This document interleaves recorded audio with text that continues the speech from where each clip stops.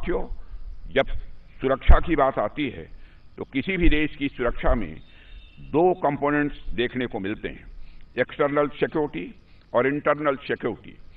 जहां तक external security की बात है तो उसके लिए हमारी सेनाएं मौजूद हैं, हमारे कोस्ट गार्ड्स मौजूद हैं, लेकिन इंटरनल सिक्योरिटी को कई एजेंसीज के साथ मिलकर हमारे पुलिस के जवान ही ये सुनिश्चित करते हैं। अगर सेना देश की रक्षा करती है तो पुलिस समाज की रक्षा करती है। सेना भारत की भौगोलिक अखंडता की रक्षा करती है तो पुलिस भारत की सामाजिक अखंडता की रक्षा करती है। साथियों, मैं स्वयं गृह मंत्री रह चुका हूं। मुझे बेहद नजदीक से पुलिस के कामकाज को देखने का अवसर मिला है। इसके अलावा रक्षा मंत्री के रूप में मुझे सेना के कामकाज को भी नजदीक से देखने का अवसर मिल रहा है। सेना हो या पुलिस, ये दोनों ही देश की सुरक्षा को के अलग अलग पिलर्स हैं। इसलिए मेरा यह मानना है कि दुश्मन कोई भी हो, चाहे सीमा पार से आए या हमारे बीच छिपा हो, जो भी व्यक्ति भारत की सुरक्षा के लिए खड़ा है वह एक ही आत्मा का प्रतिनिधि है। सेना और पुलिस में बस मंच अलग हैं, लेकिन इनका मिशन एक ही है, राष्ट्र की सुरक्षा।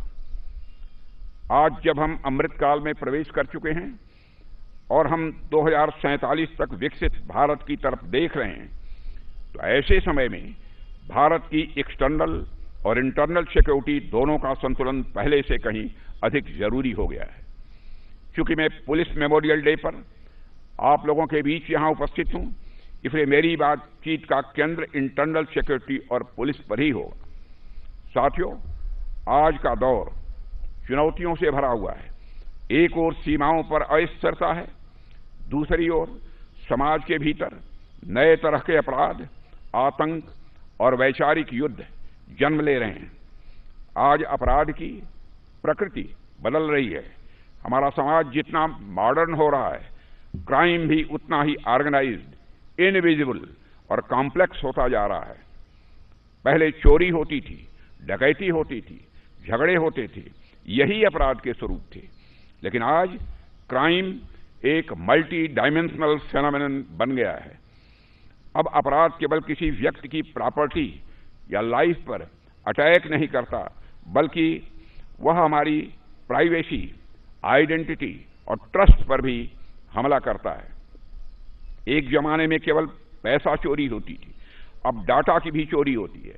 कभी सिर्फ घर में सेंध लगती थी, अब सिस्टम में भी हैकिंग होती है।